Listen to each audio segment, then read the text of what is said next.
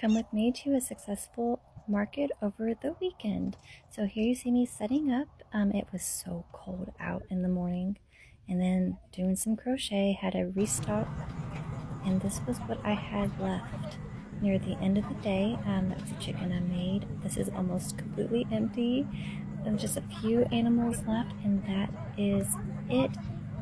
All right, let's go into everything that I sold at the farm on Sunday. So I try to add up all the things that were similar, and then I'll go down the list of all the one-of-a-kind items. So I sold 7 chickens, 6 axolotls, 4 bananas, 5 possums, 2 mallard ducks, 4 ghosties, 4 froggies, 3 gators, 3 pigs. Now, a couple of these items I was making while I was sitting there, and as soon as I was done, I would put them out and somebody would purchase. It was wild. I started panicking. I'm just like, I got to work faster. And then I sold 2 of the hanging possum bag garbage dispensers. One was already made and it was hanging. And I went ahead and I created another one because it was slow in the morning, thank goodness. So I was able to create another one because those take me about 2.5 hours to create. And then every single one is different because I'm still working on the pattern. So I'm not sure how I want the face. Honestly, I might constantly just currently make them variable. So they do have their own little characters. And I mean, I enjoy stuff like that. That's why a lot of people like the things in my booth. There's a lot of variations. These are things that I make up, that I create the patterns for.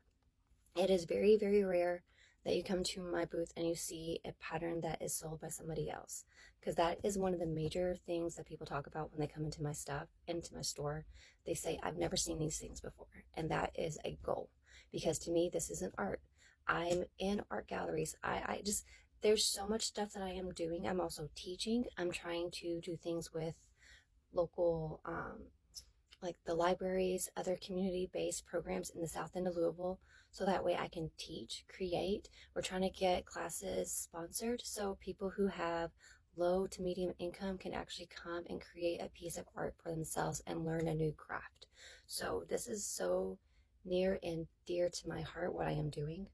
And it's more than just creating things to sell. This has become a passion project, and I truly think that is resonating with people right now. It's especially in the South End. The South End of Louisville is overlooked when it comes to these things. And you have other places like the Little Loom House who's also noticing this. And on Dixie Highway, there's a place, Metro Arts. Let me grab the thing for you all. You probably had no idea because I didn't even know. And I'm starting to learn the things that are in our community. So this is the Metro Arts Center. This is in Dixie. So they will every now and then do things that are free to the public. So these are classes where you can learn fiber arts and other arts that are out there. And so they had things where they were teaching people how to felt. These are student works. And then they did a gallery for them to put it up. Like, that's amazing. So that's the stuff that I am finding that we have in our community, and it's, I want to learn more. I just want to eat it all up and like spit it out so you all can see it all. That sounds so gross. I'm sorry. My figures of speech are just awful. But back to the list. ADHD. Squirrel. All right, now we're going to go through all of the one-of-a-kind items. So I sold a sunflower hat. This was actually one of my friends. She messaged me and said, do not sell that. Take that off so I can come up there and get it. And she did. I sold another fairy house purse. I sold one of my tree trunk backpacks. I was not expecting to sell any of my bigger ticket items. I did have them out. So that was surprising and exciting because the tree trunk backpacks and the fairy house backpacks are all my own patterns. And I worked really hard to figure out a stitch that was very quality control. And I have people who bought those over the summer. Or just like they're still packing up their my daily bag. I love this. And my favorite thing is when people come up to me, and it could be weeks later, months later, and they're just like, I still wear this bag. Or everybody loved this. This was a hit at the birthday party. Those things just make my day. Just keep sharing those stories, guys. I love it. All right, now back to the rest of this. I believe that might be all of my little one-offs. Yeah, I sold a lot of mushroom bags and mushroom purses. Now I have to find a similar yarn because the yarn that I was using for these bags got discontinued. Of course, that's usually how that works. And I've not found another nice, chunky, quality yarn to replace that. So I won't be able to recreate them. The only ones that I have left are at the little loom house in the consignment shop. So if you were at a market and you missed your chance, because right now I don't have any more, they are in the consignment gift shop up at the little loom house. So that is the only place right now that they are available um, for you to purchase. And then let's see. Oh, and then I made a ton of cute little tiny animals. So I sold several of those. I think about 15 of those little guys.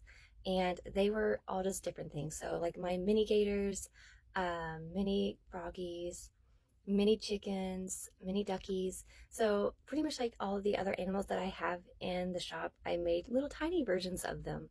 So, those were really, really fun. People absolutely adored that. So, if, like, say a child comes up and they only had $3 or $4 or five, anything like that, and they're just like, do you have anything? Yeah, I got something for you. Here you go.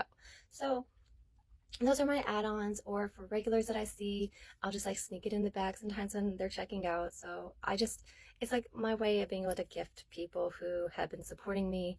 And I'm also known to hand out free things at the markets. It's what I appreciate you guys. Like everything that you all have done, you have supported me. I've been able to make a living off of this.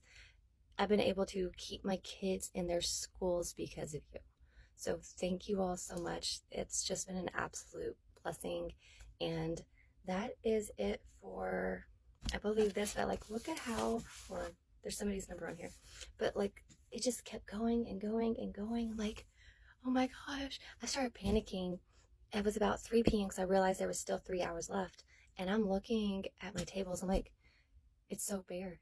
It's so bare. Everything's almost gone, but that's the problem you want, but it's still terrifying because you're like, you still want things for people to purchase, but they've already been purchased. But I digress. It is about to be 7 o'clock, so I'll go wake up the two littles, get them ready for school, and then once they are off, I start my day, and then I have a lot of things to make. So today is going to be the tiny things. So I will do a recap of everything that I created today, and you all will get to see what I make in a day. All right, bye.